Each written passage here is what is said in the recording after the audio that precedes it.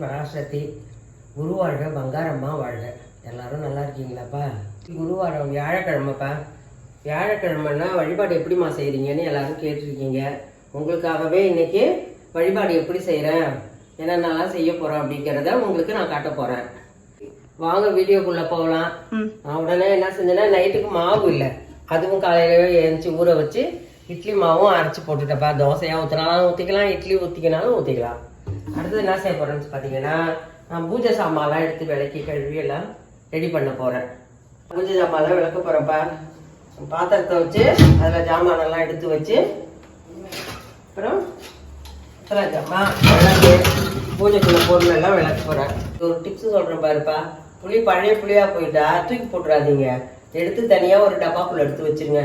ஏன்னு கேட்டிங்கன்னா, நம்ம வாரம் பித்தளை பாத்திரம் கழுவுறதுக்கு இந்த புளி நமக்கு உதவும். புளியும் இதை போட்டு விளக்குனா பளிச்சுன்னு வரும். பாருங்க, புளியை பாருங்க. இது சபீனா பவுடர்.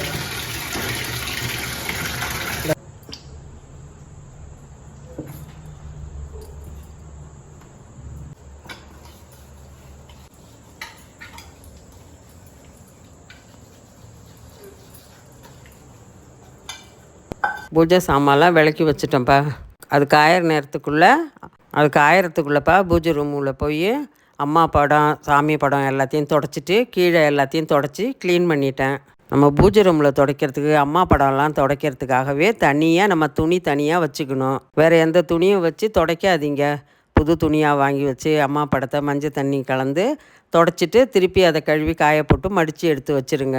வியாழக்கிழமையே வீடெல்லாம் சுத்தமாக கூட்டி பெருக்கி எடுத்துகிட்டுப்பா மாப்பு போட்டுவிடுவேன். ஏன்னு பார்த்தீங்கன்னா, அன்றைக்கி வெள்ளிக்கிழமை மக்கா நாள் மாப்பு போடக்கூடாது. நீங்களும் அதேமாரியே வெள்ளிக்கிழமை மாப்பு யாரும் போடாதீங்க. வியாழக்கிழமையே வீடெல்லாம் க்ளீன் பண்ணிவிடுங்க. வீடு துடைக்க தண்ணியில் என்ன போட்டிருக்கேன்னு பார்த்தீங்கன்னா, மஞ்சத்தூள், கொஞ்சோண்டு உப்பு, வீடு துடைக்கிற லிக்விடு ஊற்றிருக்கேன். நான் வீடெல்லாம் க்ளீன் பண்ணி முடித்த உடனே பூஜை ஜாமான் எல்லாமே காஞ்சிடுச்சுப்பா. உடனே எடுத்து மஞ்சளும் குங்குமம் எடுத்து விளக்குக்கெலாம் பொட்டு வச்சுட்டு, தாம்பாளத்துக்கும் நம்ம பூஜை ரூமில் காட்டுற தாம்பாளத்துக்கும் பொட்டு வச்சுட்டு, அதில் ஒரு பக்கம் விபூதி, ஒரு பக்கம் நம்ம குங்குமம் வச்சுட்டு, அந்த விபூதி மேலே என்னான்னு கேட்டிங்கன்னா, ஒரு சின்ன அகில் எடுத்து வச்சு அந்த அகிலுக்குள்ளே சூடத்தை வச்சு காட்டுங்கப்பா. ஏன்னு பார்த்தீங்கன்னா, தாம்பாளமும் கற்று போகாது, விபூதி மேலே வெறும் சூடத்தை வச்சு கொளுத்தவும் கூடாது. அதனால் சின்ன அகிலை வச்சு சூடம் வச்சு தீபாராதனை காட்டுங்க. நான் பொட்டு வச்சுட்டே இருக்கும்போதே அம்மா சாதமும் பிரசாதத்துக்கு பொங்குறதுக்கு வச்சுட்டேன். அம்மா சாதம்னு என்னன்னு கேட்டிங்கன்னா, புதுசாக பார்க்குறவங்களுக்கும் இதை நான் சொல்கிறேன். அம்மா சாதம்னா பச்சரிசி எடுத்து நல்லா கிளஞ்சிட்டு தண்ணியில் நல்லா வேக போட்டு உப்பு போடாமல் பொங்கி வைக்கிறது தான் அம்மா சாதம்.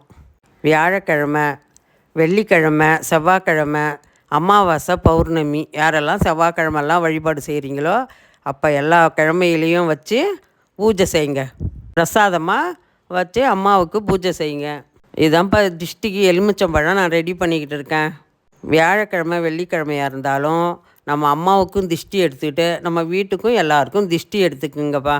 நம்ம அந்த திஷ்டி எடுக்கிறதுனால நமக்கு ஓமல் திஷ்டிலாம் இருக்குது, கண் திஷ்டிங்கிறாங்கல்ல, இந்த திஷ்டி எடுத்துக்கிட்டோம்னா இது அம்மா வழிமுறைப்படி நம்ம எடுத்தோம்னா குடும்பத்துக்கே நல்லதுப்பா. நம்ம அம்மா சொல்லுவாங்க, உனக்கு திஷ்டி விழும், நீ எடுத்துக்க அப்படிம்பாங்க. நம்ம அம்மா சொல்கிற வழிமுறைப்படி இது நம்ம அம்மா சொன்னதுடா, நமக்கே நம்ம திஷ்டி எடுத்துக்கணும், நம்ம குடும்பத்துக்கும் திஷ்டி விழும். அம்மா சொல்லுவாங்க, உனக்கே ஒரு திஷ்டி புரிஞ்சிக்க அப்படின்னு சொல்லுவாங்க. அதேமாரி எல்லோரும் நம்ம குடும்பத்தில் வச்சு எல்லாருக்கும் திஷ்டி புரிஞ்சுங்கடா. வழிபாடு செய்கிறதுக்கு முன்னாடியே போய் பூஜை ரூமில் விளக்கு 5 விளக்கோ இல்லை 6 விளக்கோ எடுத்து எல்லா விளக்கையும் ஏற்றி வச்சுட்டு, அம்மா சாதம் கொண்டாந்து வச்சுட்டு, வெத்தலை பாக்கு வாழைப்பழம் எல்லாம் கொண்டாந்து வச்சுட்டு, நம்ம எலுமிச்சம்பழம் கொண்டாந்து வச்சுக்கணும்.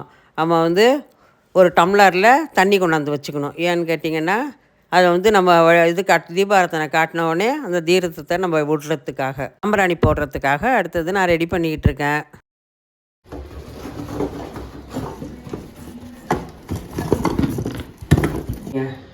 எடுத்து வச்சுருந்தோம்னா தலைக்கு எண்ணெய் குளிச்சா முடிக்கு சாம்பிராணி போட்டு காட்டலாம். நம்ம வீட்டுக்கு வியாழக்கிழமை வெள்ளிக்கிழமையில் சாம்பிராணி போடுறதுக்கு தாண்டா இது உபயோகப்படணும். அதனால் இது வேஸ்ட்டு போடணும்னு தூக்கி போட்டுறாதீங்க.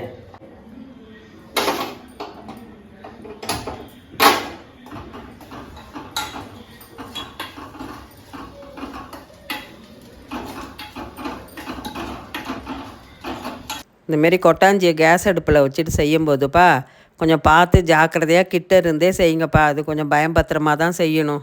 இந்த வீடியோவை பார்த்துட்டு யாராவது கேஸ் அடுப்பில் செய்கிற மாதிரி இருந்தீங்கன்னாப்பா கொஞ்சம் பார்த்து ஜாக்கிரதையாக இருங்க. ஏன்னு பார்த்தீங்கன்னா, நான் நல்லா சிம்மில் வச்சுட்டு மேலே அந்த சல்லடையை எடுத்து வச்சுட்டு அது மேலே கொட்டாஞ்சியை வச்சுட்டு பூஜை ரூமுக்கு வந்துட்டேன். அது மட்டும் சரி சிம்மில் தானே வச்சுருக்கணும், மறந்து போயிட்டேன். திகுன்னு எரியுது போலுக்கு. என் பேத்தி யதார்த்தமாக போனவ என்ன ரூமே ஒரே வெளிச்சமாக இருக்குன்னு ஓடி பார்க்குறா. அதனால் கொஞ்சம் பார்த்து ஜாக்கிரதையாக இருங்கடா எல்லோரும். வியாழக்கிழமை வெள்ளிக்கிழமை அமாவாசை பௌர்ணமி வந்தால் மறக்காமல் எல்லோரும் சாம்பிராணி போடுங்கடா.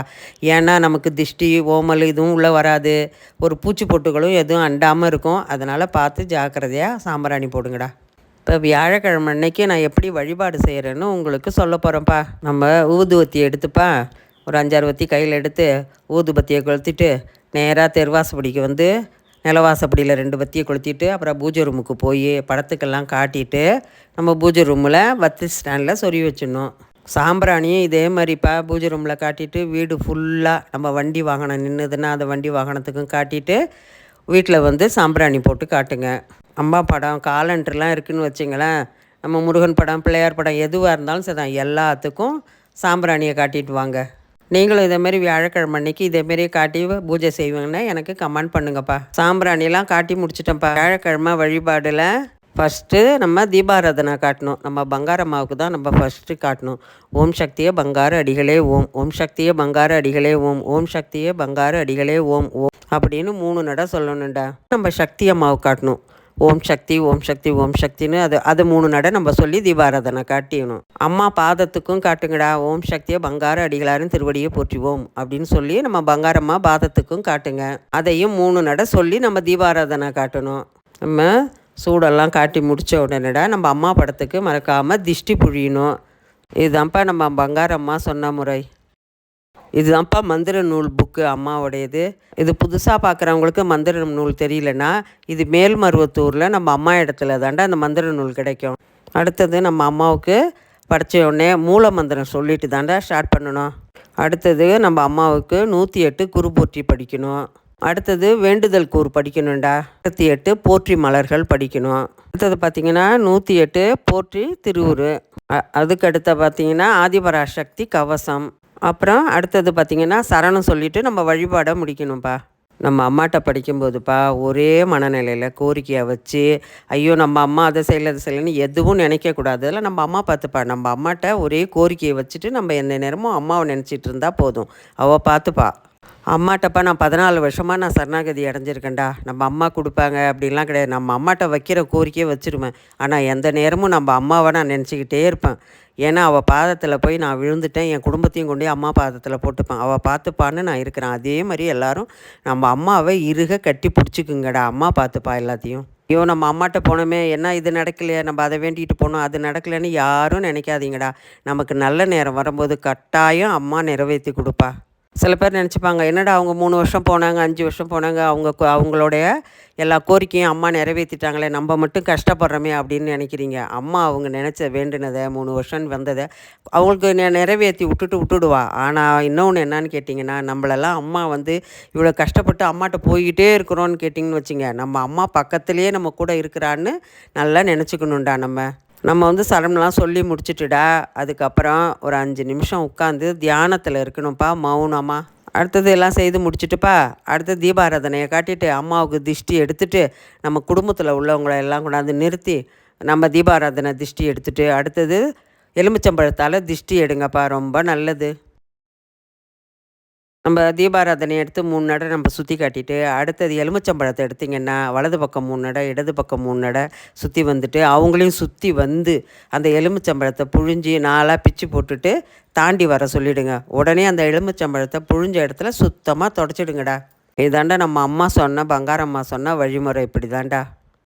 அந்த திஷ்டி புழிஞ்ச உடனே ஓடி போய் கை காலெல்லாம் நல்லா கழுவிட்டு, அப்புறம் பூஜை ரூமுக்கு நம்ம தீபாராதனை தட்டை எடுத்துகிட்டு போய் நம்ம அம்மாவுக்கு தீபாராதனையை காட்டிட்டு, அப்புறம் எல்லோரும் நம்ம அம்மாவோட வேம்பு அதில் பிச்சு போட்டிருப்போம்டா, அதை எடுத்து விபூதியை வச்சு நம்ம குடும்பத்தில் உள்ளவங்க எல்லாருக்கும் கொடுத்துட்டு, அடுத்தது எல்லாருக்கும் தீர்த்தம் கொடுத்துட்டு, அப்புறம் எல்லாருக்கும் குங்குமத்தை இட்டு விடுங்கப்பா. சாதமும் செஞ்சுருந்தேன், கொஞ்சம் சர்க்கரை பொங்கலும் செஞ்சுருந்தேன்.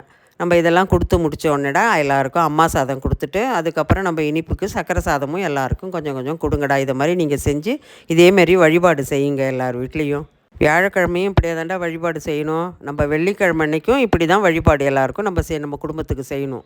உங்களுக்கு வேறு ஏதாவது டவுட் இருந்தாடா எனக்கு கமெண்ட் பண்ணுங்கடா. நான் உங்களுக்கு எந்த டவுட்டாக இருந்தாலும் நான் உங்களுக்கு சொல்கிறேன். அடுத்தது பார்த்திங்கன்னா நைட்டு சாப்பாடு செய்ய ஆரம்பிச்சிட்டேன்.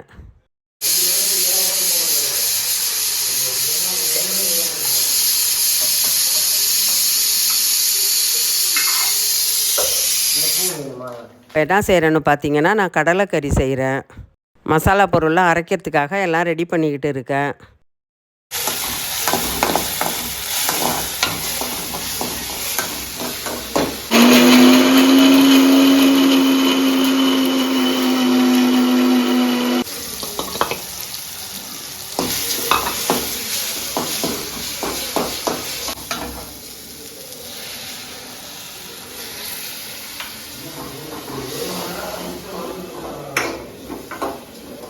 நைட்டு சாப்பாடு என்னன்னு பார்த்தீங்கன்னா, எங்கள் வீட்டில் தோசையும் கடலைக்கறியும் தான்ப்பா.